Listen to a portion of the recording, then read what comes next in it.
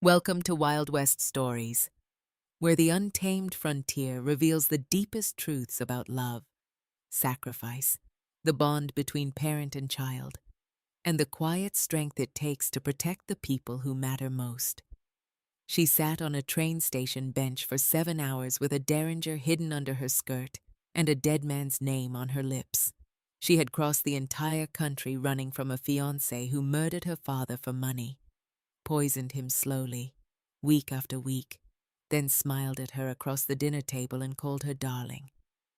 She came to California to start over, to meet a man who had promised her safety through a mail-order bride advertisement. But that man was already dead, drowned in a creek barely deep enough to cover his knees. And the advertisement? It was never real. It was a trap, set by a powerful rancher who wanted to lure her west so her killer fiancé could drag her back to Boston. Now she's stranded in a dusty town with no money, no allies, and a Pinkerton detective closing in. The only person who stopped to help her is a cowboy drowning in his own war, a man whose father was murdered by the same poison that killed hers. What neither of them knows yet is that the betrayal runs closer than they think. Someone they trust is feeding the enemy every move they make. This story teaches us that real strength is not about how hard you can hit. It's about knowing when to hold your fist and fight with your mind instead. And sometimes the person who saves your life is the stranger who simply refused to walk past your pain. If this story gripped you from the very first line, show some love. Hit like. Leave a comment telling us what you would have done in Grace's shoes, and share this with someone who believes in second chances. This content was carefully researched, developed, and manually edited by our team to deliver meaningful stories with valuable life lessons. Every narrative is crafted to entertain, inspire, and empower our audience. We believe that great stories can change lives, and we are committed to bringing you content that matters. Thank you for being part of our community. The Ventura station sat between dust and sun like a wooden coffin left out to bleach. The paint had peeled off the clapboard walls years ago, and nobody had bothered to put on a fresh coat. The platform was nothing but warped planks laid over dirt, and the single bench that served as a waiting area had been carved up by pocket knives and worn smooth by the backsides of 1,000 travelers who had come and gone and never looked back. On that bench, a woman sat motionless. Her left hand clutched a carpet bag so tight her knuckles had gone white. Her right hand was hidden beneath the folds of her dark green skirt. And if a man looked close enough, which most men in Ventura had the good sense not to do, he might have noticed the way her fingers curled around something small and hard and cold pressed against her thigh. A derringer, 2 shots, enough to buy time if not safety. She had been sitting there 7 hours. The morning train had come and gone. The afternoon train had rattled through without stopping, bound for Santa Barbara. The platform had filled and emptied twice, and still she sat, her gray-green eyes sweeping every face that passed, like she was reading wanted posters in her mind. She would sit until dark, or until the man she was waiting for appeared. Whichever came first. But somewhere deep in her gut, in that place where a woman knows things before her brain catches up, she already knew no one was coming. Cade Harlow had not planned on noticing her. He had ridden into town that morning with enough trouble of his own to fill a feed sack twice over, and he was not in any mood to take on somebody else's problems. The drought had been grinding his ranch down for 2 solid years, turning his pastures to dust and his cattle to bone. And today he had gone to the Ventura Savings and Loan to beg for one more extension on a loan that was already stretched thinner than rawhide in August. The bank manager, a round man named Fenton who smelled like hair oil and self-importance, had folded his soft hands on the desk and delivered the news with the kind of smile a man wears when he is about to ruin your life and wants you to think he is doing you a favor. Mr. Harlow, the bank has been more than patient. 2 extensions already. I am afraid we cannot justify a third. However, if you were inclined to sell, I understand Mr. Victor Crane has expressed interest in your property. He is offering a fair price. Fair price. Cade had wanted to reach across that desk and rearrange the man's face, but he had learned enough restraint in his 27 years to know that punching a banker never solved a money problem. He had walked out with his jaw clenched so tight his teeth ached and his fists balled up in his pockets where nobody could see them shaking.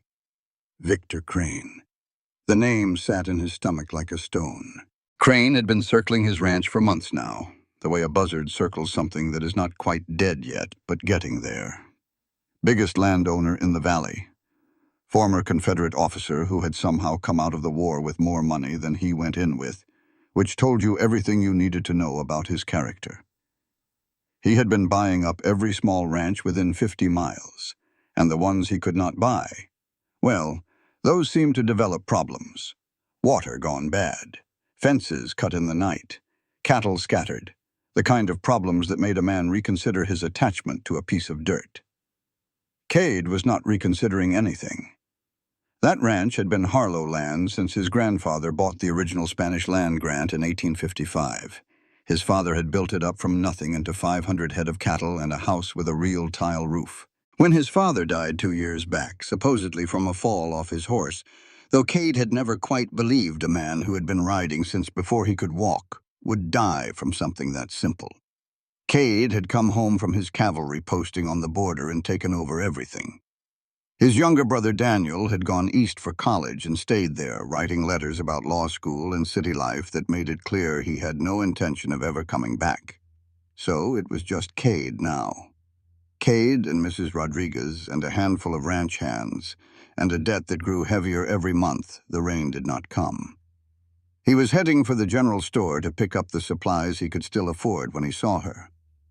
It was not her beauty that caught his eye, though she was beautiful in the way of women who do not know it or do not care. Auburn hair pinned up against the coastal wind, skin that had seen sun but not too much, a dress that had been fine once but showed the careful patches and mending of someone making do. No. What stopped him was the way her eyes moved. Cade had spent 3 years scouting the border, tracking Comanche raiding parties and Mexican bandits through country that would kill you for a moment of inattention. He had learned to read the way a person held themselves, the way their eyes worked a crowd, the way their weight shifted when they were ready to run or ready to fight. This woman was doing both. She was scanning every face that passed with the systematic attention of someone cataloging threats. Her body was angled toward the street, not the tracks, which meant she was not really waiting for a train. She was watching for someone, and the way her right hand stayed hidden under that skirt told him she was armed, and she knew how to use what she was carrying. This was not a lost girl. This was a woman running from something, and whatever it was bad enough that she had decided a derringer was a better companion than Hope. He should have walked on by. Lord knew he had his own problems, but his mother had raised him with the kind of manners that got baked into a man's bones so deep he could not dig them out with a chisel, and she would have risen straight from the grave and boxed his ears if he had walked past a woman in trouble without at least opening his mouth. He crossed the dusty street and stopped in front of the bench, his shadow falling across her like a sundial marking the hour. "Where are you headed, miss?" She looked up at him with those gray-green eyes, and the coldness in them could have frozen water in July. There was no fear in her face, just a hard wariness that told him she had already calculated the distance between his hands and her hidden weapon. "That is none of your concern, sir." Her accent was Eastern. "Educated? Boston? Or somewhere close to it. Definitely not California. Definitely not." He should have tipped his hat and walked away. He had enough worries without adding a hostile stranger to the list. But something held him there. Some instinct that said this moment mattered, though he could not have told you why. He was about to turn when she spoke again, and this time her voice had changed. The coldness was still there, but underneath it he heard something that sounded almost desperate. "Do you know a man named Silas Dunn?" Cade went still. He knew the name. Everyone in Ventura knew the name. Silas Dunn had been a small-time farmer on the eastern edge of the valley, a quiet man who kept to himself and bothered nobody. 3 months ago, they had found him face down in Miller Creek, drowned in water that barely came up to a man's knees. The sheriff had ruled it an accident. Nobody had asked too many questions because nobody asked too many questions about anything the sheriff ruled on, seeing as the sheriff answered to Victor Crane the way a dog answers to the man holding the leash. Something flashed in Grace's eyes when Cade told her Silas was dead. Not grief. She had never met the man. What he saw was recognition. The particular kind of recognition that belongs to someone who has seen this pattern before. A death that was not quite natural. An authority that was not quite honest. A truth that nobody wanted to look at straight. She knew something about Silas Dunn's death, or at least she knew the shape of it, the way you know the shape of a rattlesnake by its sound before you ever see it. "I'm sorry to bring bad news," Cade said carefully. "Silas passed on about 3 months back. They said he drowned." "In a shallow creek," Grace said. And it was not a question. Cade looked at her for a long time. The sun was dropping toward the Pacific, painting everything in shades of gold that should have been beautiful but just felt heavy. "Miss, the last train already came through. Next one is not until tomorrow afternoon. There is a boarding house 2 streets over, run by a woman named Margaret Hartley. She is honest and her prices are fair. I would like to walk you there and pay for your room." The coldness came back into her face. "I am not the kind of woman who stays in anyone's debt. Then consider it a loan. You can pay me back in money or in labor. I have a ranch that is short on help and long on work." She studied him, the way a person studies a hand of cards when the stakes are too high for a bad read. Then she stood, and he noticed she was taller than he had expected, and the way she moved had a balance to it that came from spending time around horses and rough ground, not parlor floors. "Grace Ashford," she said, and extended her hand like a man would. "Cade Harlow." He shook it and found her grip firm and calloused in places that did not match her voice or her clothes. He walked her to Mrs. Hartley's place, a 2-story building with a clean front porch and curtains in the windows that meant a woman ran it and ran it right. He paid for 3 nights and left Grace in the capable hands of Margaret Hartley, a widow in her 50s who had come west during the gold rush and survived by being smarter and tougher than everyone around her. It was nearly full dark when Cade went back to the livery to check on his horses before the long ride home. He was adjusting the cinch on his saddle when he heard voices from around the corner of the building. A man was talking to Mrs. Hartley. His voice was flat and professional, the kind of voice that belonged to someone who asked questions for a living. "I am looking for a woman. Auburn hair, about 23 or 24. She would have arrived on the afternoon train from San Francisco. Traveling alone, Mrs." Hartley's response was pleasant and utterly unhelpful. "We get a lot of travelers through here, sir. I could not say I recall anyone in particular today. You might try the hotel on Main Street." The man thanked her and left. Cade pressed himself against the stable wall and watched him go. The stranger walked with the deliberate pace of a man who had nowhere to be in a hurry, because he knew he would find what he was looking for eventually. He passed under a street lamp, and before he disappeared into the dark, the yellow light caught something on his lapel. A badge. Not a lawman's star. Something smaller and more discreet. A Pinkerton badge. Cade watched him vanish into the night and felt the hairs rise on the back of his neck. Pinkertons did not come to a town like Ventura for fun. They came because someone with money had hired them to find something. Or someone. Whatever trouble Grace Ashford was carrying, it had followed her all the way to California. And now it was asking questions 2 streets from where she slept. Cade climbed onto his horse and pointed it toward home. But his mind stayed behind in Ventura, circling around a woman with storm-colored eyes and a hidden gun, and a dead man's name on her lips. He had enough trouble of his own, he knew that. But he also knew that some things could not be walked away from, no matter how sensible walking away might be.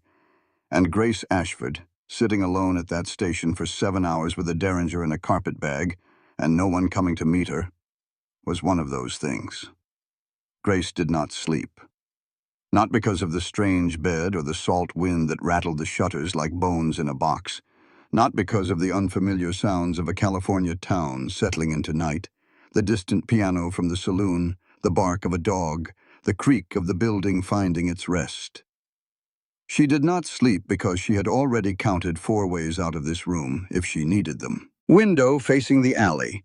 12-foot drop but a rain barrel below to break the fall. Front door, 2 flights of stairs, 6 seconds if she moved fast. Porch roof, accessible through the window at the end of the hall, 4-foot gap to the next building, and the Derringer under her pillow loaded with 2 rounds, which was not an escape route so much as a way to buy time to reach one of the other 3. These were the habits of a woman who had learned that walls were only as safe as the man who owned them. 6 months ago, she had lived in a brownstone on Beacon Hill with lace curtains, and a cook who made pot roast on Sundays, and a fiancé named Roland Phelps, who brought her flowers every Thursday, and called her his treasure and kissed her forehead before he left for his law office each morning. 6 months ago, she had believed she was safe. The memory came whether she wanted it or not, sharp and clear as broken glass. She had gone to Roland's office to surprise him with lunch. He was in court, his clerk said, would not be back until 3. Grace had decided to wait in his private study, and while she waited, she had idly opened the top drawer of his desk, looking for a pen to leave a note.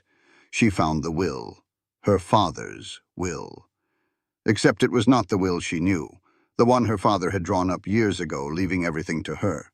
This was a new document, dated just weeks before his death, leaving the entire estate to Roland Phelps, with Grace receiving a modest annual allowance contingent on her marriage to the beneficiary. The handwriting was close, very close. But Grace had spent 24 years reading her father's hand, and she knew it the way she knew her own face. The signature was forged. Beneath the will, in the same drawer, she found a small glass vial half full of a white crystallite powder. And beneath that, a letter from a Dr. Morrison confirming that her father's death had been caused by, the doctor's words, a prolonged wasting illness of unknown origin. Grace's father had been an army surgeon.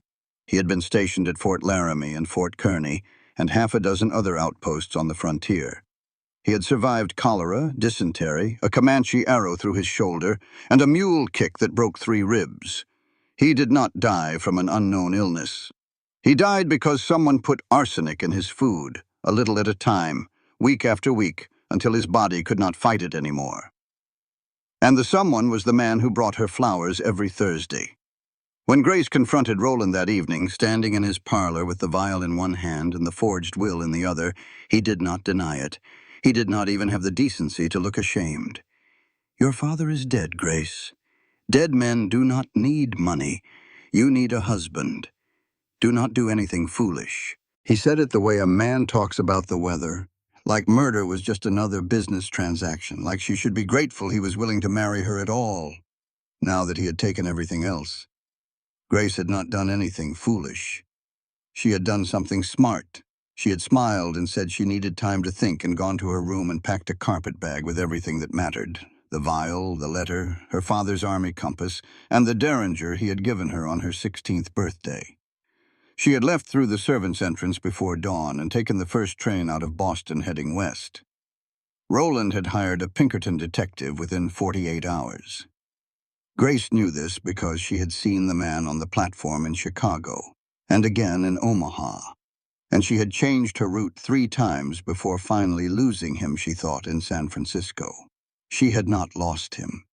The advertisement for a mail-order bride in Ventura had seemed like providence. A man named Silas Dunn seeking a wife. Respectable, remote, far enough from Boston that Roland might never find her. She had answered the advertisement, received 2 letters in return that seemed honest and kind, and bought a ticket south. Now Silas Dunn was dead, drowned in a shallow creek, and Grace was sitting in a boarding-house room in a town where she knew exactly one person, a cowboy with calloused hands and honest eyes, who had paid for her room without asking for anything in return. She did not trust that. She did not trust anything anymore. But she also did not have a choice. When morning came, Grace went downstairs before the sun was fully up and found the kitchen. Mrs. Hartley was already there, working the stove with the efficiency of a woman who had been feeding people for 30 years. Grace did not ask permission. She picked up a dish towel and started drying the plates that were draining by the sink. "Mrs." Hartley watched her for a full minute without saying a word. Then she handed Grace a knife and a sack of potatoes. "You are running," Mrs. Hartley said. It was not a question. Grace kept her eyes on the potatoes. "I am looking for work." "Same thing, in my experience. I can tell a woman on the run because I was one myself a long time ago. My husband was a drunk and a mean one, and when I left him in St. Louis, I did not stop walking until I hit the ocean." She poured coffee into 2 cups and slid one across the counter. "Listen here. If you want to stay in this town, you need someone strong enough to stand beside. Cade Harlow is the best man I know and the most stubborn fool God ever put on a horse. His ranch needs help. He needs help, though he would chew glass before admitting it." Grace said nothing. She peeled potatoes and drank coffee and filed the information away in the part of her brain that had kept her alive for 6 months on the run.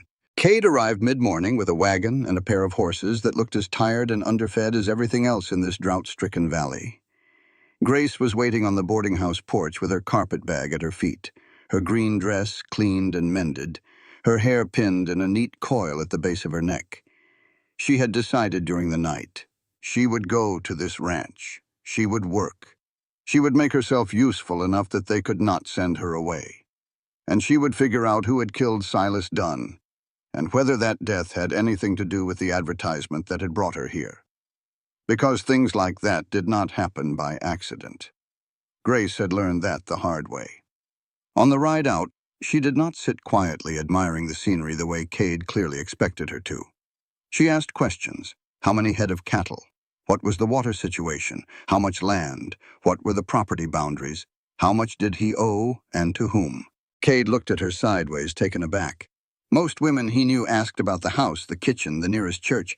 "My father was an army surgeon stationed at frontier outposts," Grace said, meeting his look without flinching. "I grew up around soldiers and horses and dust. I can ride, I can shoot, I can stitch a wound closed, and I can read a survey map. I am not a flower in a vase, Mr. Harlow. If you are looking for one of those, you found the wrong woman." Something shifted in his face. Not quite a smile, but the place where a smile would go if he let it.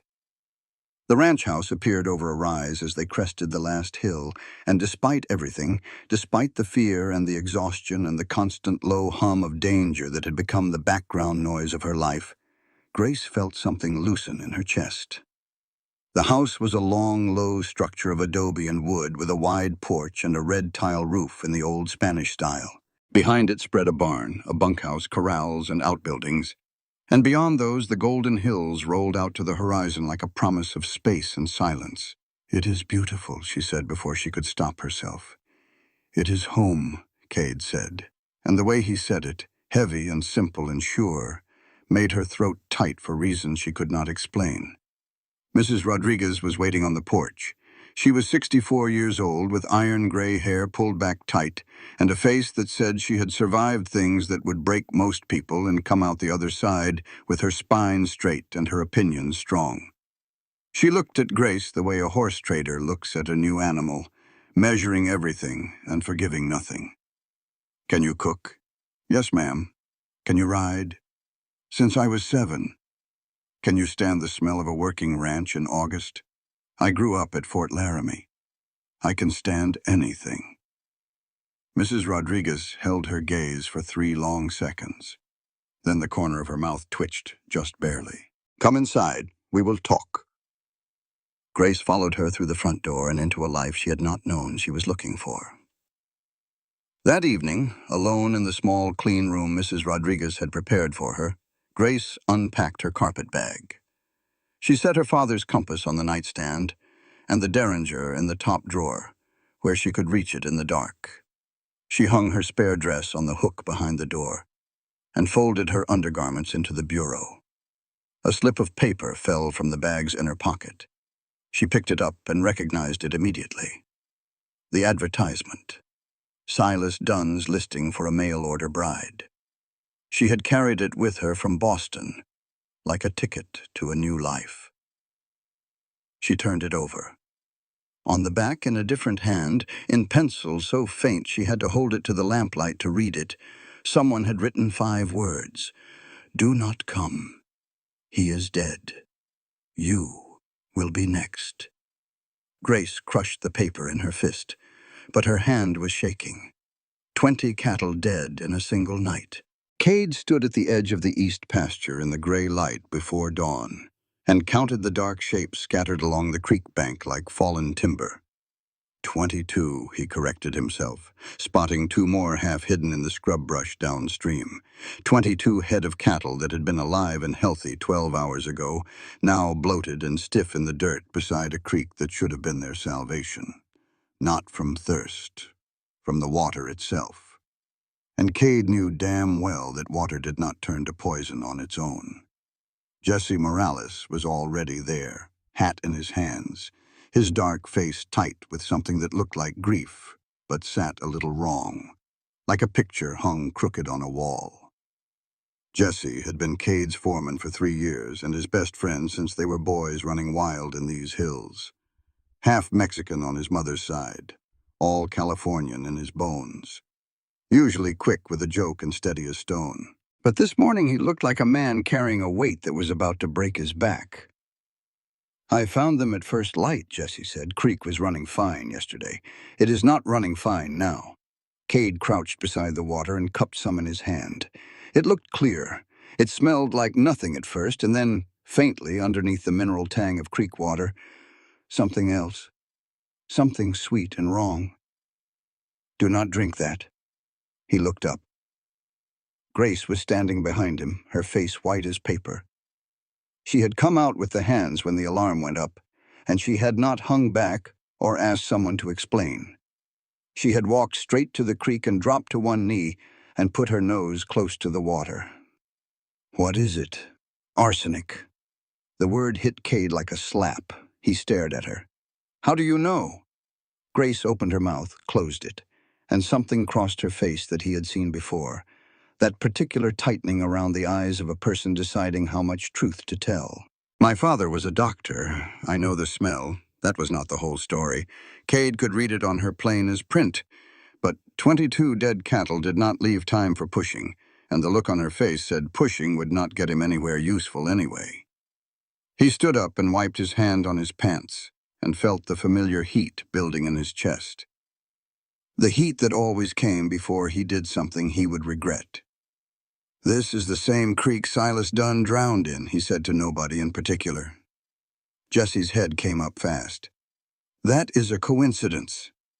"No," Cade said. "It is not."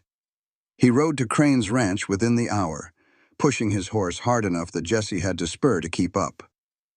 The Crane property was everything the Harlow ranch was not, green and well-watered, with a big white house that looked like it belonged in Virginia instead of California. The lawns were kept, the fences were painted. Everything about it said money, and lots of it, and a willingness to spend whatever it took to make sure everyone knew who was on top. Crane met them in his parlor, a room full of dark wood and leather chairs and the kind of quiet that comes from having servants trained not to make noise. He was 45 years old, silver-haired, lean as a whip, dressed in a suit that cost more than most cowboys earned in a year. He spoke softly. He smiled often, and something about his eyes made Cade think of a rattlesnake sitting on a warm rock, still and patient and ready. "Cade, my boy, to what do I owe this early morning visit? 22 head of cattle dead at my East Creek. Water is poisoned." Crane's face arranged itself into an expression of sympathy so practiced it might as well have been painted on. "That is terrible news. Drought does awful things to the water table. The minerals concentrate, bacteria builds up. I have seen it happen before. This was not minerals, and you know it." Crane's smile did not change, but something behind his eyes shifted, the way a cloud moves across the sun. "Be careful with accusations, son. A man in your financial position cannot afford to make enemies out of his neighbors." He set down his whiskey glass with a precise little click. "I tell you what. If you find the ranch is more than you can manage, I am prepared to make a generous offer. Consider it a kindness between neighbors." Cade was on his feet before he finished thinking. His fist was already cocked when Jesse grabbed his arm and hauled him back. "Easy," Jesse said. "Not here. Not now." Crane watched them with the calm interest of a man watching dogs fight through a window. As Cade and Jesse turned to leave, Cade noticed something on the desk, a framed photograph lying face down. Crane's hand moved toward it reflexively, then pulled back. In the moment before Crane turned it further away, Cade caught a glimpse of the image. A young girl, 7 or 8 years old, dark hair in ringlets, a face full of the kind of trust that only children have before the world teaches them better. Crane saw him looking, and his expression went flat and cold and empty, the mask slipping for just 1 second before it snapped back into place. The expression of a man who had lost the only thing he ever loved and had spent every day since making sure he would never lose anything again, even if it meant destroying everyone around him. They rode back to the ranch in silence. Cade seethed. Jesse kept glancing back toward Crane's property with an expression Cade was too angry to read properly. If he had been calmer, if the rage had not been buzzing in his skull like a hornet, he might have noticed that Jesse's face was not just worried. It was guilty. Grace was waiting for them in the yard. She had not been idle while they were gone. She had already organized the hands to move the remaining cattle away from the East Creek, and had sketched out a map of alternative water sources on the back of an old feed bill. "I can test the water," she said. "If you can get me a few supplies from the apothecary in town, some litmus paper, sulfuric acid, a glass apparatus for distillation. My father taught me basic chemical analysis. If it is arsenic, I can prove it." Cade looked at her, standing there in the morning light with creek mud on her boots and a dead serious expression on her face, and for the first time since she had sat down on that bench at the train station, he did not see a woman who needed rescuing. He saw a partner. "All right," he said. "Make me a list." That evening, while Cade went over the ranch finances trying to figure out how to survive the loss of 22 head, Grace took it upon herself to organize the old account books that were scattered across his father's desk in the study. They had not been touched in 2 years, not since the elder Harlow had died, and they were a mess of loose pages and water-stained ledgers and receipts stuffed into envelopes without any order. She was halfway through the second ledger when she found the gap. A page had been torn out, not lost or fallen out. Torn, the ragged edge still visible in the binding. She checked the dates on the pages before and after. The missing page covered the final month before Cade's father died. Grace stared at that gap and felt something cold walk up her spine. She had seen patterns like this before. Information removed, evidence erased, the careful work of someone covering tracks. "Do not ask about that page." Grace looked up. Mrs. Rodriguez stood in the doorway, her weathered face unreadable. "Why not?" "Because it is not time yet." Mrs. Rodriguez's voice was steady, but her hands, folded across her apron, were gripping the fabric so tight her knuckles stood out like stones under skin. "There are things in this house that need to stay buried a while longer, for everyone's safety, including yours." She turned and walked away, and Grace listened to her footsteps fade down the hallway and wondered what kind of house she had landed in, and what kind of secrets were buried in its walls, and whether the grave she was standing over was deeper than she could imagine. Grace shot the hawk out of the sky with a single round from 40 yards while it was diving for the henhouse. The rifle kicked against her shoulder, and the bird crumpled mid-flight and hit the ground like a stone dropped from heaven. The crack of the shot echoed off the barn walls and faded into the morning air, and when the silence came back, it was a different kind of silence, the kind that happens when everyone in earshot stops what they are doing and stares. 3 ranch hands stood frozen by the corral. Mrs. Rodriguez had come onto the porch with a dish towel in her hand and her mouth slightly open. Jesse was halfway to the bunkhouse and had stopped mid-stride. Cade was leaning against the barn door with a cup of coffee that was no longer on its way to his lips. He was not staring at the dead hawk. He was staring at Grace. Not because he was impressed, though he was. A 40-yard shot on a moving target was cavalry work, sharpshooter work, the kind of shooting that came from years of training and practice, not from a few casual lessons with a sporting rifle. He was staring because he realized she had been lying about who she was. She had said she was a governess. She had said she was an army surgeon's daughter. Both of those things might be true, but neither one explained the way she had raised that rifle, sighted, controlled her breathing, and fired with the mechanical precision of someone who had done it 1,000 times. He set his coffee down and walked toward her. "You told me you were a governess. Governesses do not shoot like cavalry sharpshooters." Grace lowered the rifle. Something flashed in her eyes, and it was not fear or embarrassment. It was anger, hot and bright and utterly unapologetic. "I do not owe you an explanation for every skill I possess, Mr. Harlow.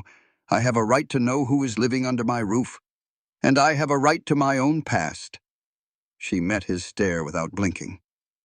"I am not a danger to you or anyone on this ranch. Everything I have done since I arrived has been to help. If that is not enough for you, I will pack my bag and leave today." They stood there in the yard, two stubborn people locked in a standoff that neither one was willing to lose, and the tension between them hummed like a wire strung too tight.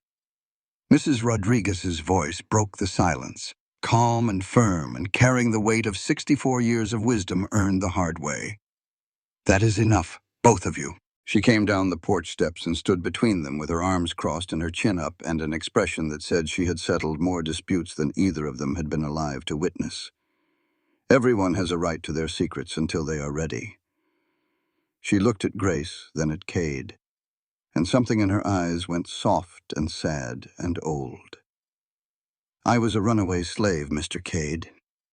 Before your father bought my freedom papers, I was property. I hid who I was and where I came from for years because telling the truth would have gotten me killed. When people asked me why I knew how to read, why I knew how to manage a household better than the white women who hired me, I lied. Because the truth was dangerous." She turned back to Grace.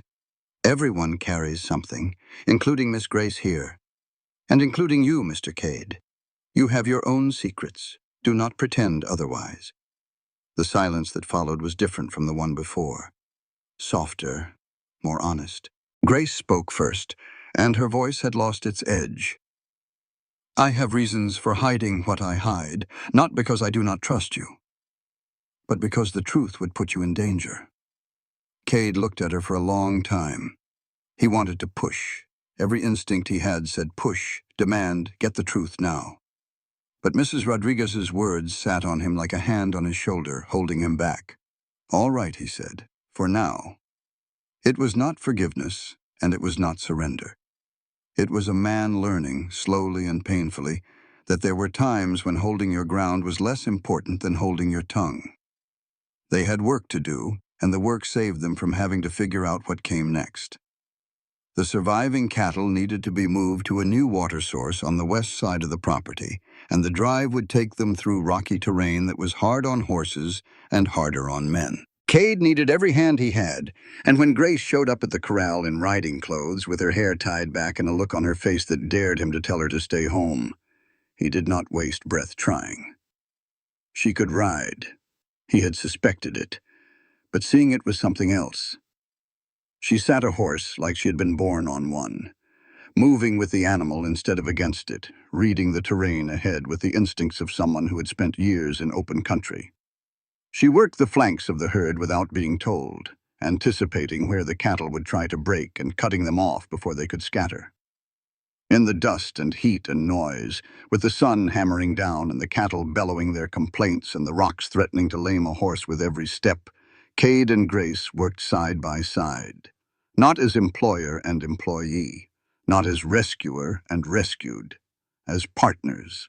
Midway through the drive, a rattlesnake struck from a rock pile and caught one of the horses in the foreleg. The animal went down screaming, and the sound cut through everything, the dust and the noise and the distance, with a raw animal agony that stopped the whole drive cold. Grace was closest. She dismounted and reached the horse in seconds, and Cade saw her pull the rifle from its scabbard and chamber a round. The horse was thrashing, its leg already swelling with venom, its eyes rolling white with pain. There was nothing to be done for it. Rattlesnake venom in the leg was a death sentence, just a slow one, and the kind thing was to make it fast. Grace raised the rifle, and could not pull the trigger. Her hands were shaking, not a tremor but a full body shake that traveled from her fingers up her arms and into her shoulders. Tears cut through the dust on her cheeks. She stood there with the rifle aimed at the suffering animal, and she could not do it. Cade walked up beside her and gently took the rifle from her hands. He did not say a word. He sighted, fired once, and the horse went still. Grace stood there staring at the dead animal with her empty hands hanging at her sides, and the expression on her face was not weakness. It was grief. "My father taught me to shoot," she said, and her voice was so quiet Cade had to lean in to hear it over the wind. "But he also taught me to save lives, not take them. He was a surgeon. His whole life was about keeping things alive. Every time I pick up a gun, I hear his voice telling me that a weapon is a last resort, not a first response." She looked at Cade, and the vulnerability in her eyes was so raw it made his chest hurt. "I can hit what I aim at, but I cannot always bring myself to aim." Cade understood then that her marksmanship was not a skill to admire. It was a painful inheritance, a gift from a dead father that came wrapped in a moral weight that she carried every time she touched a trigger. They finished the drive in silence, side by side. That night, Cade could not sleep. The dead horse kept replaying in his mind, tangled up with the dead cattle and the poisoned water and the smug smile on Victor Crane's face, and the bank refusing his extension and all of it, every problem and every threat pressing down on him like a boot on his chest. He saddled his horse and rode into town. He told himself he was going to think, to clear his head, maybe stop at the saloon for one drink to take the edge off. But the truth was the rage had been building all day, a slow boil that the work had kept below the surface, but the quiet of night let rise. The saloon was half full. Cowboys, drifters, a few townsmen. At the bar, a thick-necked man named Briggs, who rode for Crane's outfit, was holding court, a whiskey in one hand and a cigarette in the other, telling anyone who would listen about how Victor Crane was going to own every acre between here and Ojai by Christmas. "Should have seen Harlow's face when those cattle died," Briggs was saying, loud enough for the whole room to hear, like a whipped dog. "Give it a month, 2 at most, he will sell. They all sell eventually. Crane's got the water. Without water, you got nothing." Cade was across the room before his brain caught up with his boots. He hit Briggs so hard the man's chair went over backward, and then he hit him again on the floor. And by the time 2 cowboys dragged him off, Briggs was bleeding from the nose and mouth, and Cade's knuckles were split open, and the sheriff was walking through the door with his hand on his holster. Sheriff Tate was a thin man with a weak chin and the eyes of someone who had sold his soul and was still trying to convince himself he got a fair price. He worked for Crane, everyone knew it, and the satisfaction in his face when he clamped the irons on Cade's wrists was plain enough to make a blind man sick. "Assault and battery, Mr. Harlow. You will spend the night in my jail and be grateful I do not make it a week." They locked him in a cell that smelled like old sweat and despair, and as the iron door clanged shut, the rage drained out of Cade all at once, leaving behind nothing but cold clarity and the sick realization of what he had just done.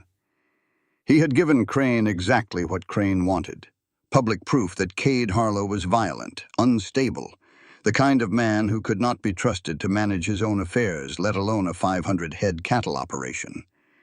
Crane would file a complaint with the county. He would tell the judge that his neighbor was dangerous, that he had tried to help but was met with hostility and violence. Cade sat in the dark and cursed himself. Grace arrived at dawn. She had ridden in from the ranch alone in the dark, which took a kind of courage that Cade did not fully appreciate until later.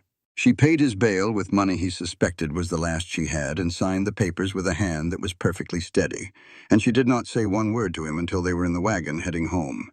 Then she let him have it. "You just gave Crane exactly what he needed." Her voice was not loud. It was worse than loud. It was cold and precise and carried the quiet fury of a woman who had trusted a man and watched him act like a fool. "You did not just hurt yourself. You hurt all of us. Every hand on this ranch who depends on you for a paycheck. Mrs. Rodriguez, who has nowhere else to go. Miss Grace." "No." She cut him off without looking at him. "You do not get to explain. You get to listen. That man in the saloon wanted you to hit him. Crane probably paid him to run his mouth.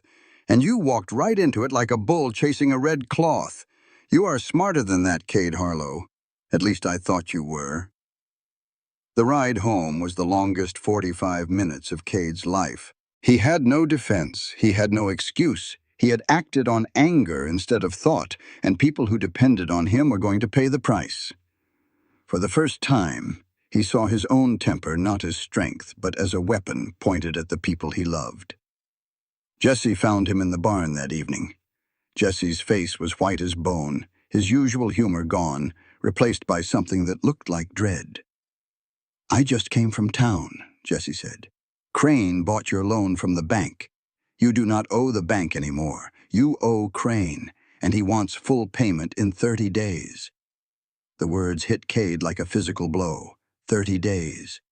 He did not have 30 days' worth of money. He barely had 30 days' worth of feed. Jesse's face was unreadable. How much? $3,200. Might as well be $3 million. Jesse looked at the ground, then at the rafters, then anywhere that was not Cade's face. His jaw worked like he was chewing on words he could not quite get out. "I am sorry," Jesse said, and something in the way he said it made the word sound less like sympathy and more like confession. But Cade was too deep in his own disaster to hear it. Cade smashed the chair with his bare hands. It was a good chair, solid pine, one his father had built years ago for the kitchen table. He picked it up and drove it into the floor, and when it cracked, he picked up the pieces and broke them smaller. And when those splintered, he threw them against the wall where they clattered and fell and lay still. Grace stood in the middle of the wreckage and did not flinch. She had her arms crossed and her chin up, and an expression on her face that said she had seen worse than a broken chair and was not impressed. "Are you finished? Or do you want to break the table too before we start thinking our way out of this?" Cade's chest was heaving. His knuckles were bloody again, reopened from last night. The kitchen smelled like pine sap and rage. He owes Crane $3,200. The ranch is barely making enough to feed itself. How exactly are we supposed to think our way out of this? By being smarter than the man who is trying to destroy you. Grace pulled out a chair, one of the surviving ones, and sat down. She smoothed her skirt over her knees and folded her hands on the table and looked at him with the steady focus of a woman who had stared down worse than debt. "Sit down, Cade." He sat. Not because she told him to, but because his legs were shaking and he did not want her to see. "Crane does not want your money," Grace said. "He wants your land. The debt is leverage, not a business transaction. He bought that loan for one reason, to force you into a position where you either sell to him voluntarily or default and he takes the property through legal proceedings. I know what he wants. Then stop acting like a man who has already lost and start acting like one who is going to fight." She leaned forward. "You hit a man in a saloon and Crane used it to paint you as violent. He bought your debt and now he has a legal weapon. He is not using fists, Cade. He is using paper and law and patience. You cannot beat him by being stronger. You can only beat him by being smarter. And how do you suggest I do that? I want to look at the loan documents, the original agreement from the bank, the terms, the interest calculations, and whatever paperwork Crane filed when he purchased the debt." Grace's eyes were sharp and certain. "My former fiancé was a lawyer. I spent 3 years reading over his shoulder, learning how contracts work, how money moves, how men with power use the legal system to take what they want from people who cannot fight back. If there are irregularities in that loan transfer, and with a man like Crane there are always irregularities, I will find them." Cade stared at her. She was sitting in his wrecked kitchen surrounded by the splinters of his broken chair, offering to save his ranch with a skill she had learned from the man who murdered her father. There was something in that, some kind of terrible poetry, that he could not quite get his mind around. "All right," he said. "But you tell me what you find." "No secrets. Not about this. No secrets. Not about this." It was a concession. A small one. But it was the first time Cade had let someone else take the reins on something that mattered, and it cost him more than he would ever admit. The rains came that night. Not the gentle showers of an East Coast autumn. California rain, when it finally arrives after 2 years of drought, comes down like God has tipped a bucket. It hammers the hard-packed earth and runs off in sheets because the ground has forgotten how to absorb it. It fills the creeks in hours and turns the roads to mud and brings a cold wind off the ocean that cuts right through whatever you're wearing. The barn roof, which had needed patching since summer and had not gotten it because there was no money for lumber, began to leak, not in one place but in half a dozen, and the drips quickly became streams that poured down the walls and pooled on the hay-covered floor.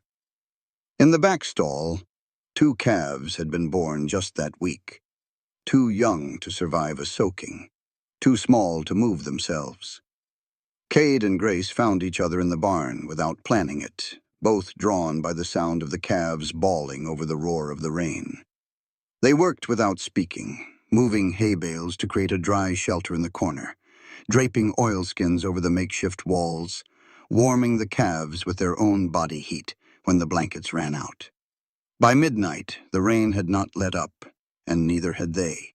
They sat in the hay with their backs against the wall, and a calf sleeping across each of their laps, soaked through and covered in mud and straw, too tired to move. Grace laughed. It came out of nowhere, a helpless sound that started in her belly and shook her whole body, and when Cade looked at her, she was a mess. Hair plastered to her face, dress ruined, mud on her cheek, hay in her collar, and the calf in her lap was nuzzling her hand in its sleep. What is funny? Everything. She wiped her eyes with a filthy hand that left a new streak of mud across her forehead. 6 months ago, I was in a brownstone on Beacon Hill drinking tea out of china cups. Now I am sitting in a leaking barn in California covered in mud with a baby cow on my lap.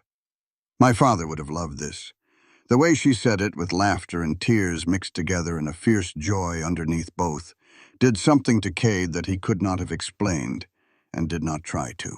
He just looked at her and felt something shift in his chest, like a door he had nailed shut a long time ago swinging open on its own. Grace stopped laughing and met his eyes, and the silence between them was full of things neither of them was ready to say. "The man I was supposed to marry," Grace said quietly, "turned out to be a killer." She stroked the calf's head without looking at Cade. "I did not run because I was weak. I ran because if I stayed, I would have killed him. And I did not want to become that kind of person." Cade did not kiss her. He reached across the space between them and took her hand. Her fingers were cold and rough, and they curled around his like they had been waiting for something to hold on to. They sat like that in the rain and the hay and the warmth of the sleeping calves, 2 people who had been carrying everything alone for too long, and the silence said more than words could have. In the bunkhouse, Jesse Morales lay awake staring at the ceiling. Crane had sent word that afternoon through one of his men who had ridden up to the property line and whistled Jesse over like calling a dog. The message was simple. Crane wanted details. Everything Cade was planning, every move Grace was making. Names of any allies, weaknesses, anything Jesse could give him. Jesse had given him some, not all. He had told Crane about the loan panic because Crane already knew that. He had mentioned that Cade was talking about rallying the other ranchers, because that was obvious. But he had left out the part about Grace examining the loan documents. He had left out the part about the water testing. Small omissions. Small acts of defiance that would not save his soul, but might buy his conscience a few more days. His mother was on Crane's ranch. She had come to California from Mexico 15 years ago, and had taken a loan from Crane to buy a small plot of land. And when the drought hit and the crops failed, the debt had swallowed her whole. Now she worked Crane's house as a servant, which was the polite word for what she was. And Jesse knew that one wrong move, one sign of disloyalty, and Crane would make her life even worse than it already was. He was not a traitor by choice. He was a traitor by necessity. And the difference between those 2 things was cold comfort at 3 in the morning with the rain coming down and the weight of everything he owed pressing on his chest like a stone. The next morning, Grace found boot prints outside her bedroom window. Deep impressions in the mud, pressed there during the night. Someone had stood there for hours, long enough for the rain to partially fill the tracks but not wash them away. The boots were large, a man's boots, and the angle of the prints showed he had been facing the window, standing still, watching. Grace stared at the prints and felt the old, cold fear bloom in her belly. She looked up at the hills around the ranch, at the trees and the rocks and the thousand places a man could hide and watch. Roland was out there somewhere, or his Pinkerton, or someone working for Crane. She went inside, checked the Derringer, and got back to work on the loan documents. Whatever was coming, she would be ready. The man who stepped off the noon train at Ventura Station wore a three-piece suit in 100-degree heat and smiled like he already owned everything he could see. Cade was in town for supplies when the train pulled in, and he watched the passengers disembark with the idle curiosity of a man who has nothing better to do while the clerk fills his order. Most were unremarkable, families and drummers and a few cowboys coming in to work the seasonal ranches. But this man was different. He was 30, give or take. Handsome in the polished way of Eastern men, the kind of face you see on political posters and tobacco advertisements, with dark hair combed back with pomade and a jawline that looked like it had been designed by an architect. His suit was charcoal gray, perfectly tailored, without a wrinkle despite what must have been days on a train. His shoes were so clean, they reflected the sunlight. He carried no luggage. A man was carrying it for him. The same flat-faced stranger Cade had seen at the livery that first night. The one with the Pinkerton badge. Cade did not know who this man was. But every instinct he had, every lesson the border cavalry had beaten into his bones about reading people and sensing danger, said the same thing. Trouble just arrived on the 12:15. He was right. The man's name was Roland Phelps, and he found the Harlow Ranch by noon the next day, riding up in a hired carriage as if he were paying a social call. Cade was at the corral when the carriage appeared. He watched it come up the road with the focused attention of a man watching a snake crawl toward his boot, and by the time Roland stepped out and straightened his jacket and put on his most charming smile, Cade had already decided he did not like him. "Mr. Harlow, I presume." Roland extended his hand. The handshake was firm and dry and lasted exactly the right length of time. "My name is Roland Phelps. I am an attorney from Boston. I apologize for arriving unannounced, but I have traveled a very long way on a matter of some urgency." "What matter? I am looking for a woman." Roland's expression shifted to one of practiced concern, the face of a man who has rehearsed his lies in front of a mirror. "Her name is Grace Ashford. She is my fiancée. She left Boston 6 months ago in a state of considerable distress following the death of her father, and I have been searching for her ever since. I have reason to believe she is here, on your property." Cade said nothing. He had learned that silence made men like this nervous, and nervous men talked more than they should. Roland talked. He told a story that was smooth and coherent, and delivered with the sincere regret of a man who has nothing to hide. Grace, he said, had been devastated by her father's death. She had become paranoid, suspicious, unable to distinguish reality from the dark fictions her grief created. She had stolen valuable documents and personal property from the family estate, fled across the country, and was now living under an assumed identity. He, Roland, was here simply to bring her home safely, to get her the help she needed, to protect her from her own instability. He even produced documents. A letter from a Boston physician describing Grace's fragile mental state. A warrant from a Massachusetts court authorizing the retrieval of stolen property. A copy of the engagement announcement from the Boston Herald. It was convincing.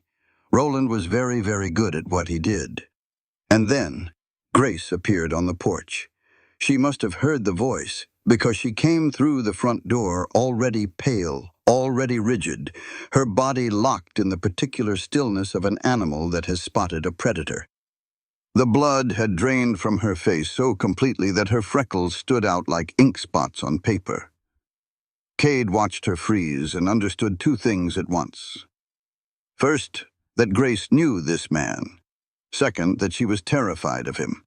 Not with the fear of a woman afraid of being hit, but with the deeper, more devastating fear of a woman who is afraid of not being believed. Roland turned to Cade with the patient expression of a man explaining something to a child. I understand you want to protect her. That speaks well of you. But you should know the full story. Grace is my fiancée. She fled 2 weeks before our wedding. And what she stole was not jewelry or money. It was evidence that she poisoned her own father. The words landed in the yard like a bomb. Grace made a sound, a small strangled noise in her throat, and Cade saw something break open behind her eyes. Not surprise. She had known this accusation was coming. What he saw was the devastation of hearing it spoken aloud in front of the one person she had begun to trust. Cade looked at Roland. Then he looked at Grace. Then he looked back at Roland. Miss Ashford, he said without taking his eyes off the Boston attorney. Come down here, please. Grace descended the porch steps on legs that were not entirely steady. She came to stand beside Cade, and she did not touch him, but she stood close enough that he could feel her shaking. Tell me the truth, Cade said to her. All of it. Right now. And she did. She told him about the forged will, the vial of arsenic, the letter from Dr. Morrison, the slow poisoning that had taken her father's life over months of suffering while the man who killed him sat at their dinner table and called her darling and planned their wedding. She told him that she had no proof a court would accept, that it was her word against a wealthy Boston attorney's, that she had been running for 6 months and was tired in a way that sleep could not fix. I did not poison my father, she said, and her voice cracked but did not break. He was the only family I had. He was everything to me. Roland killed him for money and expected me to be grateful for the privilege of marrying his murderer. Cade looked at her, standing there in the California sun with dust on her boots and tears she refused to shed, making her gray-green eyes shine like water, and he made his choice. Not because he was in love with her, though he was, deeper than he had admitted even to himself. He made his choice because he recognized the pattern. Roland Phelps talked about Grace the same way Victor Crane talked about helping his neighbors. Smooth, reasonable, sympathetic, and underneath the polish, the absolute willingness to destroy anyone who stood between him and what he wanted. Cade had heard that voice before, in a lavish parlor with a face-down photograph on the desk, the same breed of predator wearing a different suit. Get off my land, he said to Roland. The mask slipped. Just for a heartbeat, the polished facade cracked, and Cade saw the real Roland underneath, cold and calculating and furious. But the mask came back fast, and when Roland smiled, it was the smile of a man who has lost a battle, but not a war. You are making a mistake, Harlow, probably. Would not be my first. Roland walked to his carriage. The Pinkerton held the door. Before he climbed in, Roland turned back with a different kind of smile, the kind that had teeth in it. You just chose the wrong side. But no matter. I hear you are having trouble with a debt. Perhaps Mr. Victor Crane and I should have a conversation. He paused, letting the words sink in. Oh, you did not know? Victor and I have been corresponding for some time. How do you think I knew exactly where to find my fiancée? He climbed into the carriage, and the Pinkerton drove him away, and the dust settled behind them like a curtain falling on the first act of something terrible. Grace's hands were steady, but her voice was not. He did not just follow me here, Cade. Someone brought me here on purpose. That advertisement, Silas Dunn, all of it. It was a trap. And Silas died because he found out. Cade felt the pieces clicking together in his mind, like the cylinders of a revolver dropping into place. Crane created the advertisement, used Silas Dunn's name to make it look legitimate. Silas found out, and Crane had him killed. The whole scheme was designed to lure Grace to Ventura, where Roland could retrieve her and the evidence she carried, and in exchange, Roland would help Crane with his legal campaign against the ranchers. 2 predators, 2 cities, 1 plan, and Grace had walked right into the middle of it. Whoever wrote that warning on the back of the advertisement, Grace said, they knew about the trap. Silas must have told someone before he died. Or someone on the inside, Cade said. Someone who saw the plan coming together and tried to warn you off. They looked at each other, both thinking the same thing, but neither wanting to say it. Because the list of people who might have known about Crane's scheme was very short, and one name on that list was a man Cade had trusted his whole life. Grace found the torn ledger page in Jessie's room. She had not gone looking for it. She had gone to the bunkhouse to fetch a harness that needed mending, and Jessie's room was the first one off the main hall, and the door was open, and the ledger page was sitting on his nightstand in plain sight, as if he had been reading it recently. Beside it, an envelope, unsealed. She could see the bills inside, new and crisp, and on the envelope, stamped in dark blue ink, the seal of Victor Crane's ranch. Grace stood in the doorway and felt the ground shift under her feet.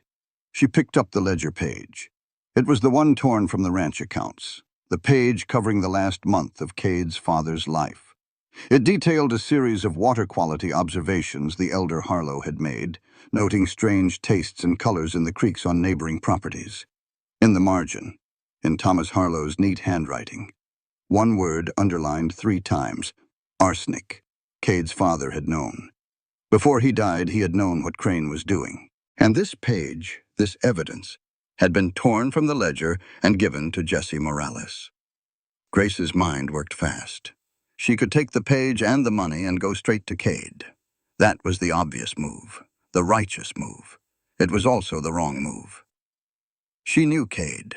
She had watched him for weeks now, seen the way his anger built and broke, seen the damage it caused when it spilled over. If she brought him this, if she showed him that his best friend, his brother in everything but blood, had been working for the man who was trying to destroy him, Cade would not think. He would react, and the reaction would be violent and irreversible, and would play straight into Crane's hands. Grace set the money back on the nightstand. She kept the ledger page, and she waited. Jessie came in from the south pasture at dusk, tired and dusty, and found Grace sitting on the bunkhouse steps with her hands folded and her gray-green eyes fixed on him with an expression that made his stomach drop through the floor. She held up the ledger page.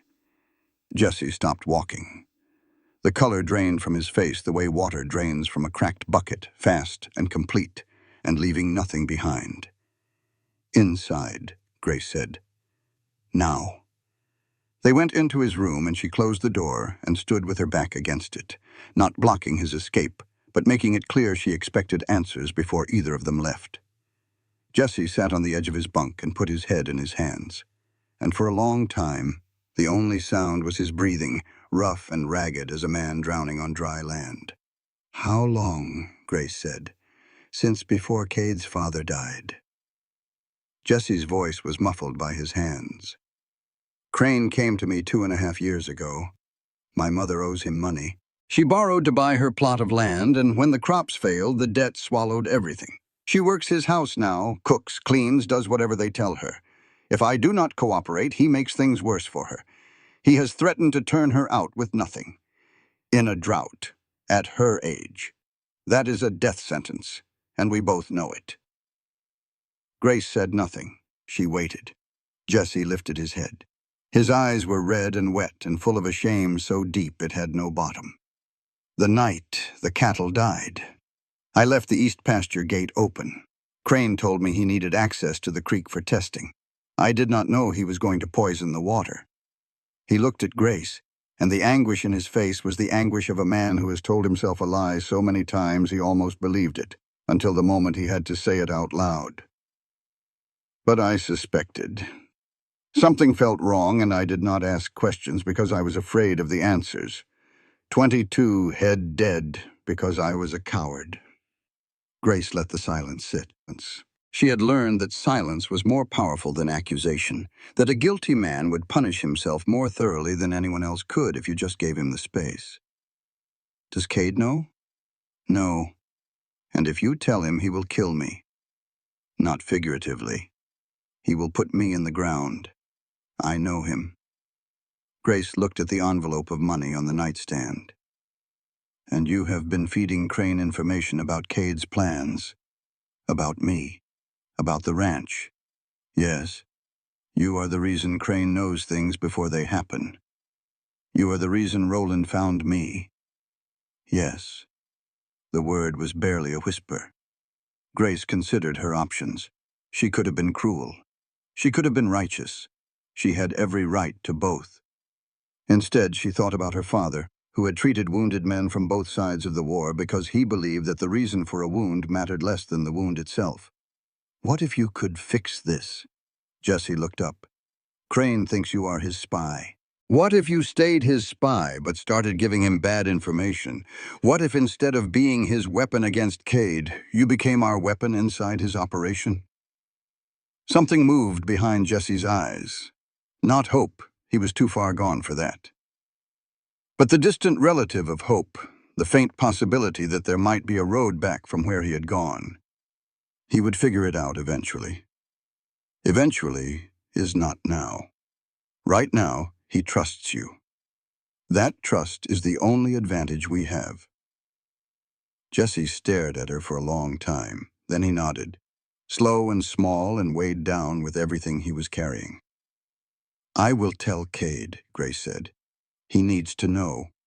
But I will be there when you tell him, and we will do it together. And if he tries to break you in half, I will stop him. You think you can stop Cade Harlow when he is in a rage? I have managed so far. The ghost of a smile crossed Jesse's face. It was the saddest smile Grace had ever seen. She told Cade that evening in the kitchen after supper, with Jesse standing beside her and Mrs. Rodriguez sitting at the table because Grace had decided that all the secrets in this house needed to come out at once, or they would poison everything worse than the arsenic in the creek. Cade's reaction was exactly what she had predicted. His face went white, then red, then a shade of purple that suggested his blood pressure was doing things that would concern a physician. He stood up so fast his chair fell over, and he took 2 steps toward Jesse with his fists balled and his jaw set and murder in his eyes. Grace stepped between them. Number. Move. Number. She did not raise her voice. She did not need to. Listen to me, Cade. I know what you want to do. And if you do it, you lose the only man inside Crane's operation. You lose any chance of getting the evidence we need. And Jesse's mother, an innocent woman who has done nothing wrong, pays the price. He betrayed me. He was trapped. Grace kept her voice steady, though her heart was hammering.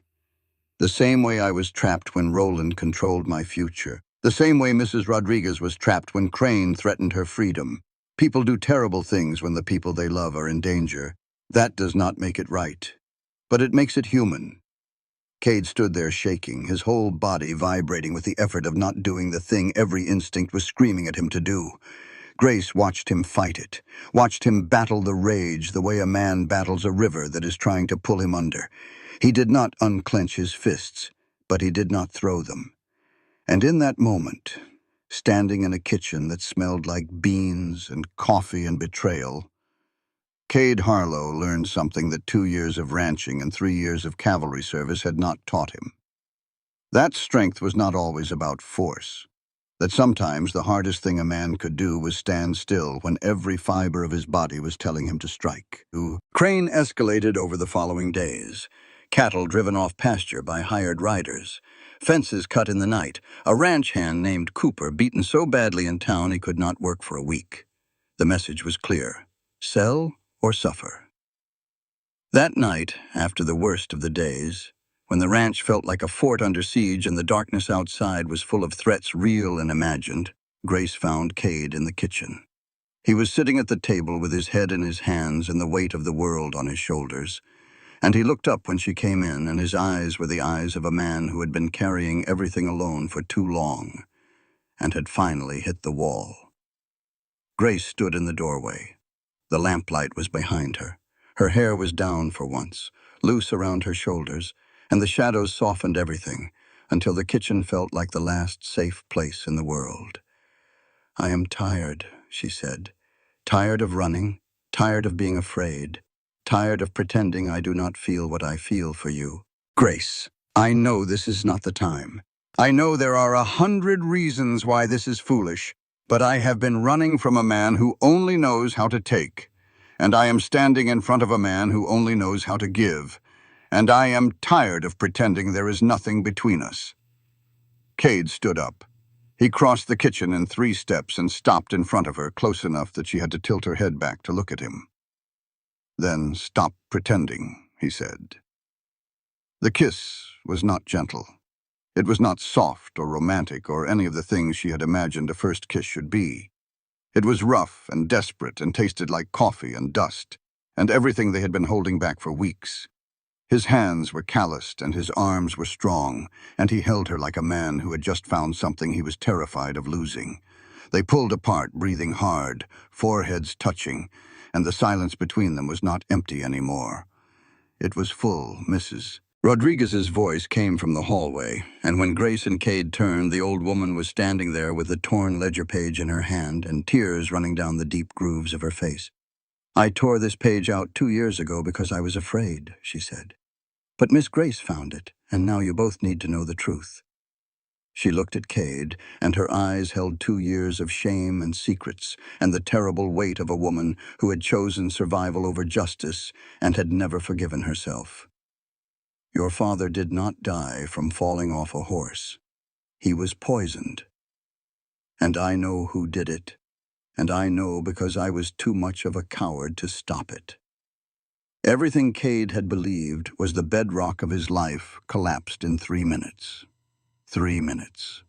That was how long it took Mrs. Rodriguez to tell the truth she had carried for 2 years like a stone in her chest, weighing her down one day at a time until the weight of it had carved grooves in her soul as deep as the ones on her face. His father, Thomas Harlow, had not died from falling off his horse. He had been poisoned. Arsenic, administered slowly over weeks, just like Grace's father.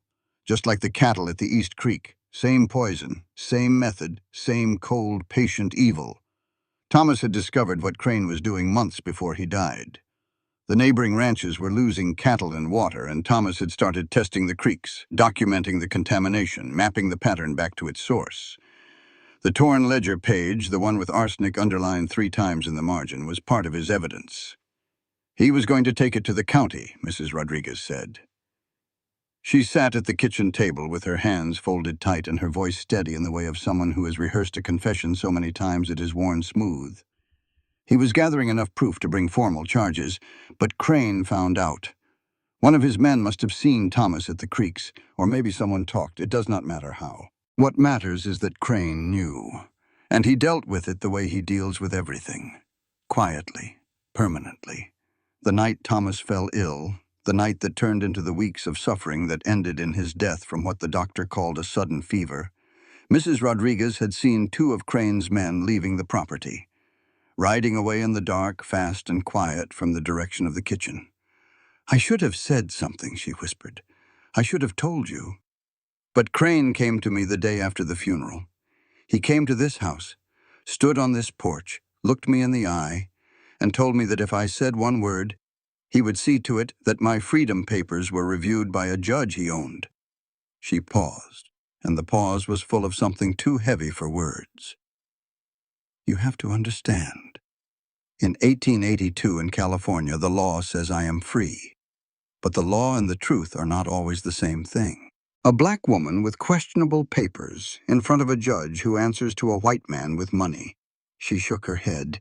"I knew what would happen. I was afraid for my life, and I was ashamed of being afraid."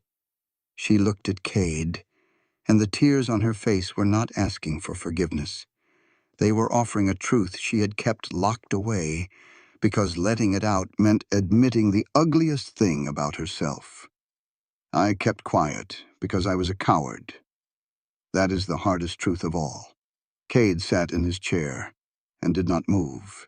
He did not speak. He stared at the table where his father had eaten his last meals and felt the foundation of everything he knew crack and shift and rearrange itself into something terrible and new. His father had not died naturally. His father had been murdered by the same man who was now trying to take the ranch, using the same poison, the same patient cruelty.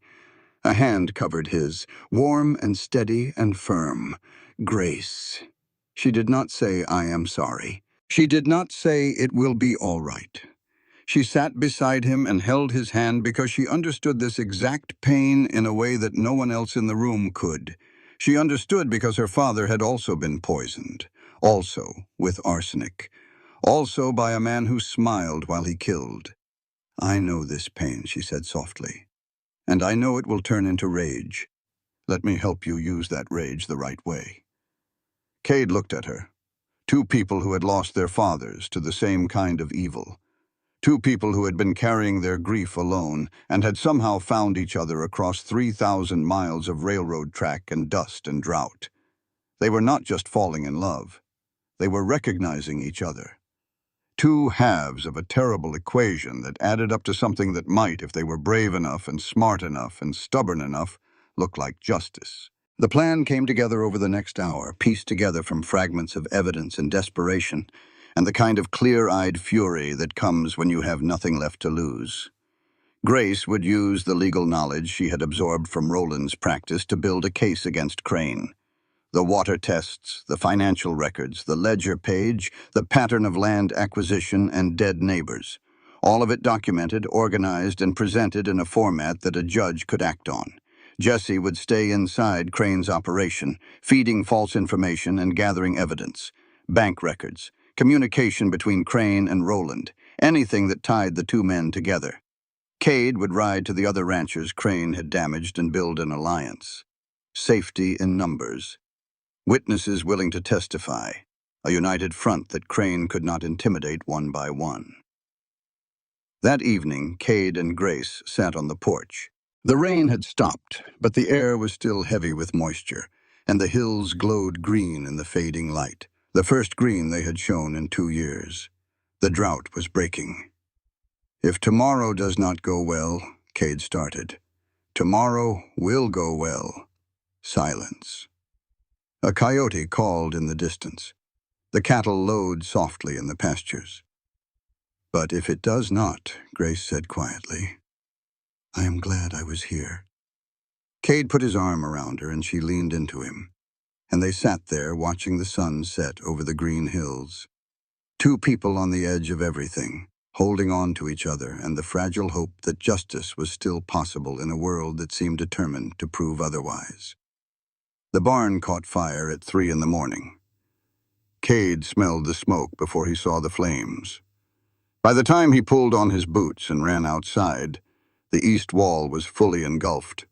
Horses screaming in their stalls, men shouting, the orange light turning the night into a nightmare of shadows and heat. He ran into the barn because the horses were in there, and horses cannot save themselves. The smoke hit him like a wall, thick and black and choking, and the heat seared his skin through his shirt.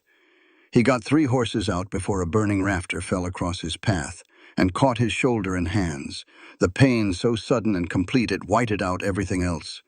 Jesse dragged him clear. The other hands got the remaining horses out through the back. The barn burned to the frame and collapsed in on itself, sending a column of sparks into the black sky. Grace came out of the house carrying bandages and a leather case that had belonged to her father, the field surgery kit he had carried from one frontier outpost to the next. She sat Cade down on the porch and cut away his burned shirt and went to work. The burns were bad. 2nd degree on his hands and shoulder, the skin red and blistered and weeping.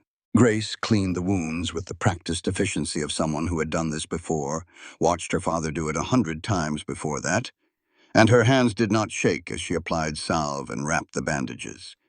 But her jaw was clenched so tight he could see the muscles standing out. And when she tied off the last bandage, she pressed her forehead against his good shoulder and breathed. It was an intimate moment, not romantic, something deeper, a bond forged through fire and blood, and the quiet determination of two people who refused to let the darkness win. When dawn came and the smoke had cleared enough to see, Cade walked through the ashes of his barn. He was looking for anything salvageable, harnesses, tools, equipment. What he found instead stopped him cold. A ring, small, gold, with a single diamond that caught the morning light and threw it back like a tiny star. It was sitting on the remains of a fence post placed there deliberately, where it would survive the fire and be found. Grace came up beside him and looked at the ring, and her face went absolutely still. "That is my engagement ring," she said. "I threw it away in Boston the night I left. Roland must have kept it." Cade stared at the ring and understood its message. Roland had been here. In the night, on the ranch, close enough to set a fire and leave a calling card. I know where she is, the ring said, and I am closing in. Cade picked up the ring and closed his fist around it and felt something harden inside him. Not rage this time, something colder and more useful. Resolution. He looked at Grace. They are coming for us. Then we will be ready, she said. And her eyes were the color of a storm building over the Pacific, full of thunder and rain, and the absolute certainty that one way or another, this was going to end. Dawn had not broken, but 12 guns were already loaded. Cade stood behind the stone wall that ran along the front of the property and looked out at the flat ground beyond. His hands were bandaged and his shoulder throbbed with every heartbeat, but the Winchester in his grip was steady. Pain was something you could work around. Dying was not. Beside him, Jesse Morales checked the loads in his Colt for the third time. His face was taut and pale, the face of a man about to do something brave or stupid or both, which in Cade's experience were usually the same thing. 15, Jesse said, squinting through the gray pre-dawn light at the riders forming up beyond the tree line. 15 of Crane's men. Gun hands, mostly. A few of the regular cowboys who rode for the brand and did what they were told. And behind them, standing beside a carriage with his hands in his pockets like a man watching a horse race, Roland Phelps. He had taken off his suit jacket and rolled up his sleeves, but that was the only concession he had made to the occasion. He still looked like he was standing in a Boston parlor, calm and above it all and utterly confident that other men would do his bleeding for him. 15 against 5, Cade said. Better odds than the border. Jesse managed a thin smile. Back then, you did not have anything to lose. Cade looked back at the ranch house. Mrs. Rodriguez was stationed at the kitchen window with her late husband's shotgun, a double-barreled 12-gauge that she had cleaned and oiled the night before, with the grim satisfaction of a woman who had been waiting 2 years to do something about what happened to her family. 3 loyal ranch hands, the ones who had stayed when the trouble started, were positioned at the outbuildings armed with rifles, and on the roof, lying flat behind the low wall that ran along the edge of the Spanish tiles, Grace Ashford held Cade's father's Winchester. The same rifle his father had used to defend this land. She had the high ground. She had the best eyes, and she had not missed a shot since the day she put that hawk down in the yard.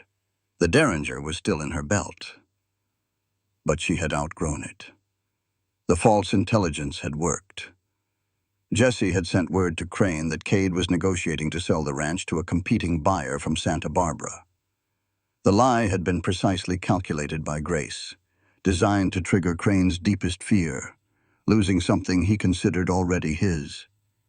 She had known that a man like Crane, a man who had lost his daughter and responded by trying to own everything else, would not be able to tolerate the idea of the Harlow Ranch slipping through his fingers. She was right. Crane had ordered his men to take the ranch, not buy it. Take it. The gentleman's mask was finally off.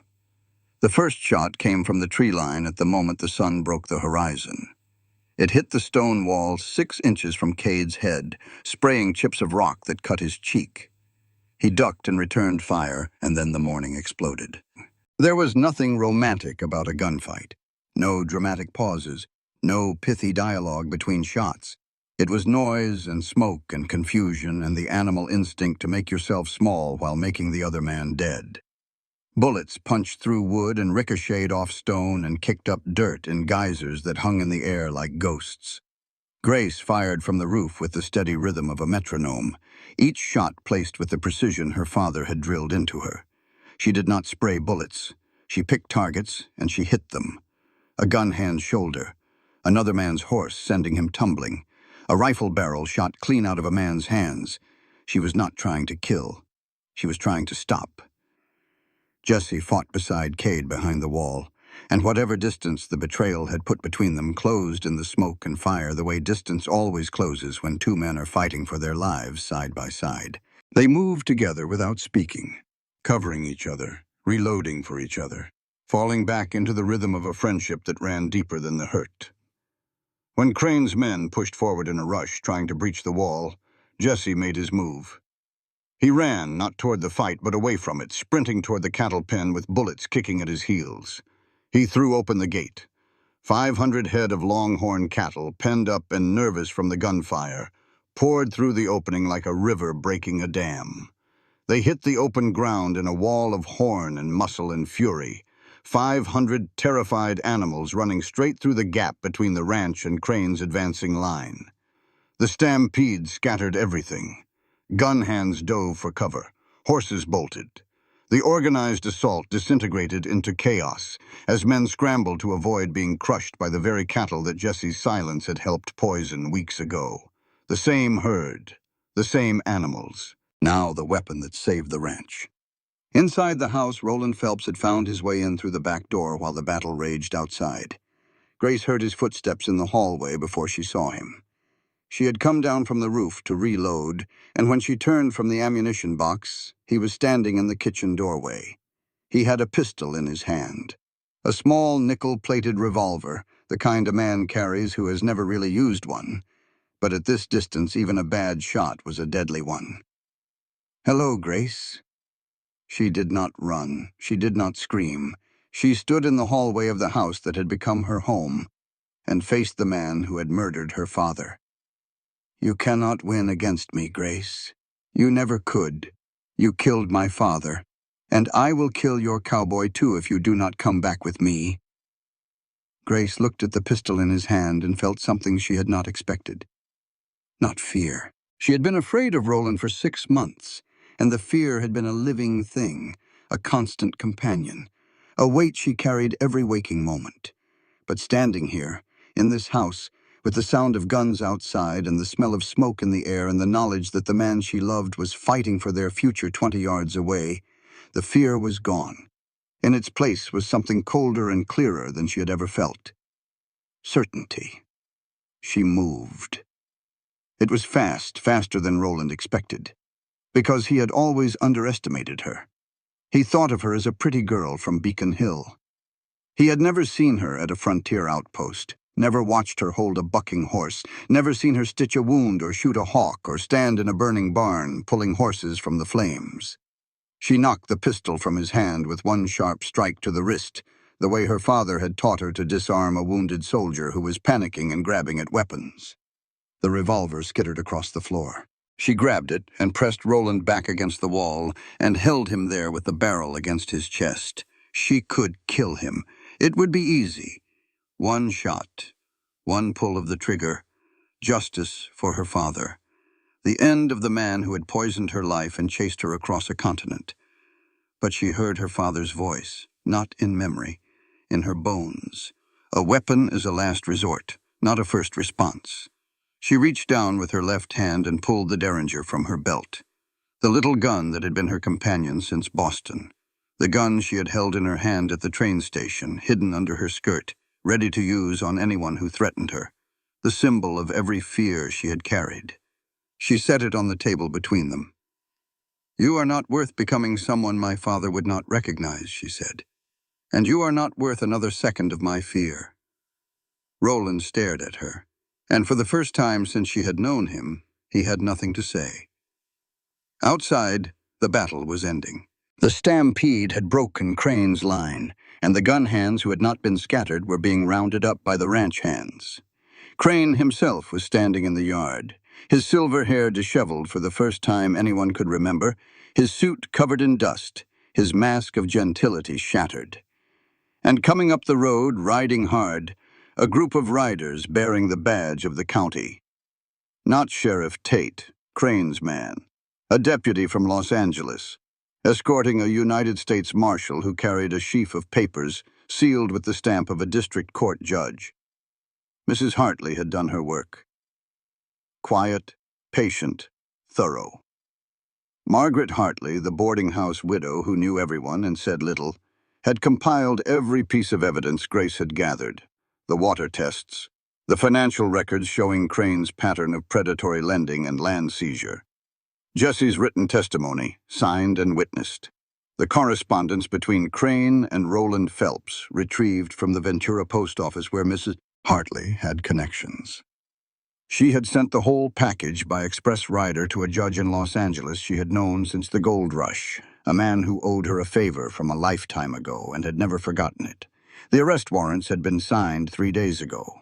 The riders had been on the road since yesterday. Victor Crane was taken into custody on charges of murder, poisoning of water supplies, arson, intimidation of witnesses, and conspiracy to commit fraud.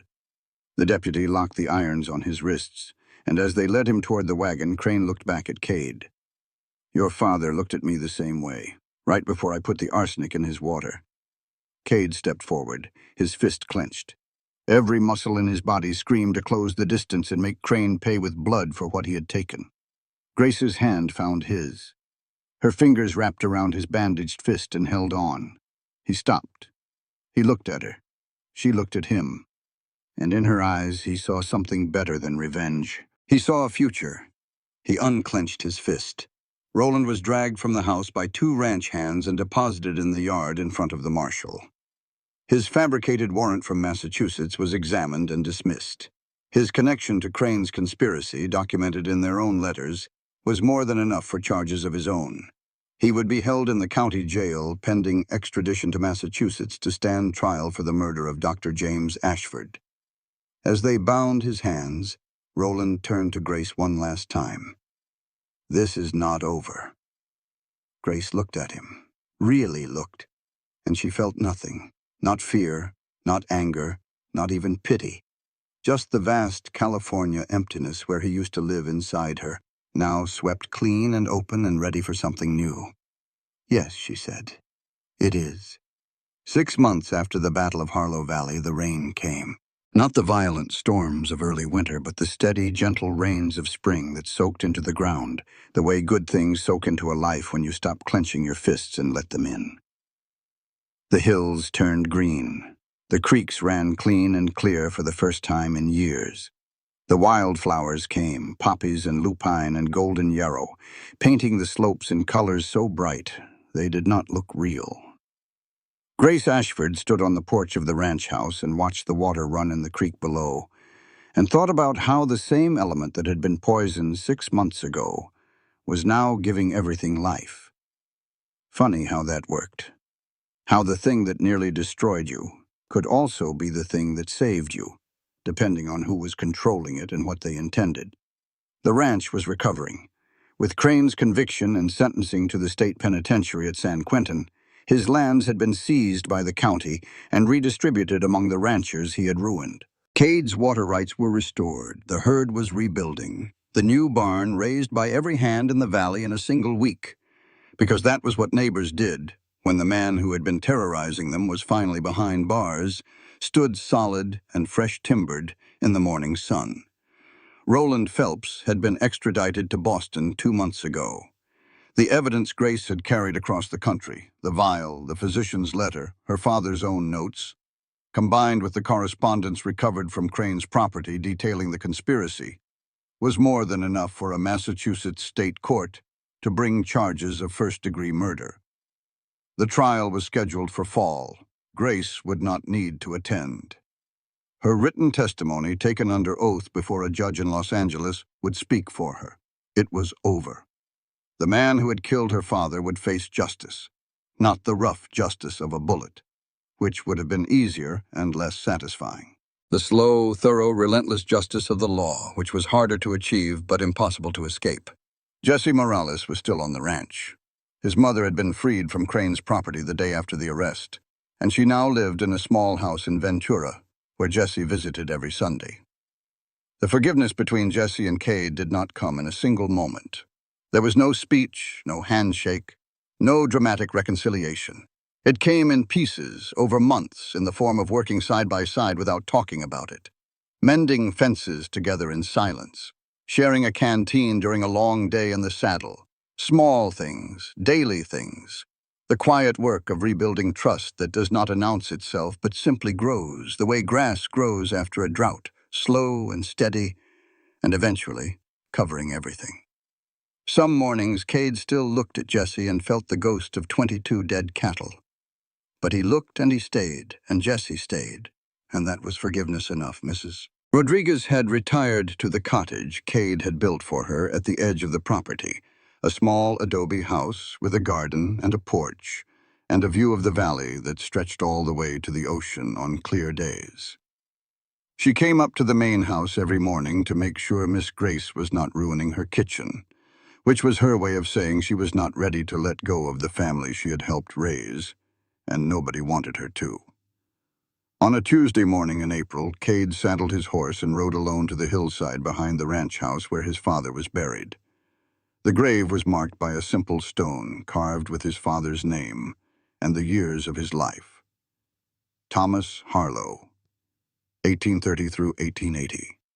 The grass around it was green for the first time since Cade had stood here at the funeral, and wild poppies had pushed up through the soil like small orange flames. Cade took off his hat and stood there for a long time. He had not visited since learning the truth about how his father died. Part of that was the chaos of everything that had followed, the battle, the arrests, the rebuilding. But part of it was something harder to name. Shame, maybe. Guilt. The old weight he had carried since his cavalry days, the weight of not being here when it mattered. He had been 300 miles away, scouting the border, when his father was being poisoned. He had not come home in time. He had not saved him. And learning that his father's death was not an accident but a murder had turned that guilt from a dull ache into a sharp and specific pain that he had been avoiding because he did not know what to do with it. Now, standing in the green grass with the wind blowing warm off the Pacific and the ranch spread out below him, he did the only thing left to do. He talked.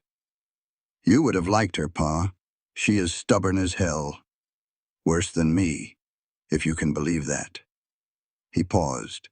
A hawk circled overhead, riding the thermals. "She can shoot better than I can, though she does not like to. She reorganized your account books and found things the bank had been hiding for years. She stitched up my shoulder after Crane's men burned the barn, and her hands were steadier than mine would have been. The wind moved through the grass. The poppies nodded. I'm sorry I did not make it home in time. I have carried that every day since. But I kept the ranch." She looked at him. "And I found someone to keep it with." He set his hat on the headstone for a moment. The same gesture of respect his mother had taught him when he was a boy, the tipping of the hat that said, "I see you and I honor you." Then he picked it up, put it on, and rode down the hill toward town. The Ventura train station had not changed much in the months since Grace had sat on its bench for 7 hours with a derringer and no hope. The platform was still warped. The paint was still peeling. The bench was still there, weathered and worn and solid. Cade pulled the wagon up in front of the station and climbed down. Grace looked at him with a question in her eyes. "Come sit with me," he said. They sat on the bench, the same spot where she had sat alone with her carpet bag clutched to her chest, and her right hand hiding a gun, and her heart full of nothing but fear and exhaustion, and the particular loneliness of a woman who has been failed by every person she has ever trusted. Cade took her hand. Her fingers laced through his, natural as breathing. "First time we were here," he said, "I asked where you were headed. I remember." He turned to face her. His eyes were clear and steady and full of something she had spent her whole life looking for without knowing it. "This time I am asking something different. Will you stay? With me. For good."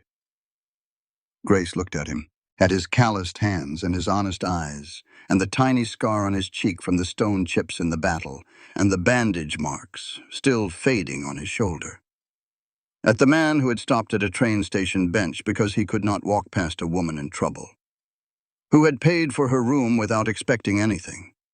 Who had given her work and a home, and then a purpose, and then, without either of them planning it, a love so strong it had survived fire and betrayal, and the worst that two cruel men could throw at it. "I stayed a long time ago, Cade. You were just slow to ask." He kissed her there on the bench at the Ventura train station, in front of God and the ticket master, and an old man with a newspaper who looked up and smiled and went back to his reading.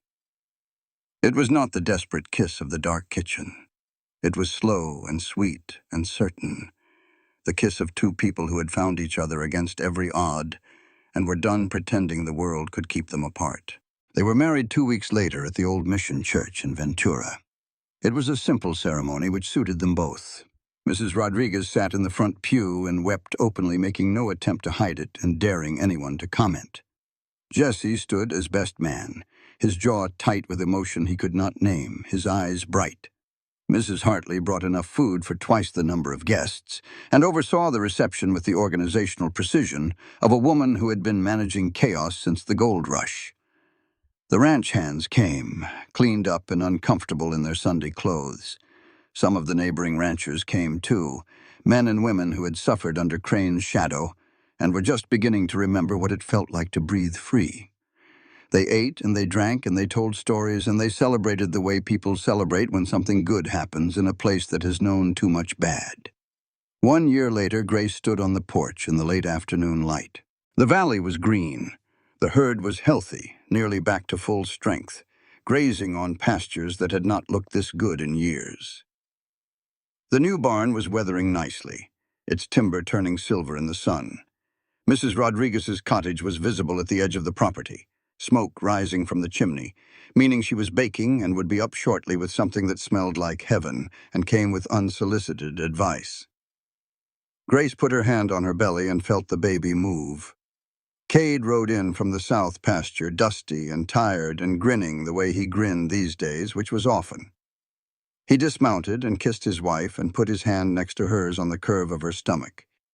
"She is going to ride before she walks," he said. "How do you know it is a girl?" "Because she already kicked me, stubborn like her mother." Grace laughed, and the sound carried across the valley, and it was the best sound Cade had ever heard.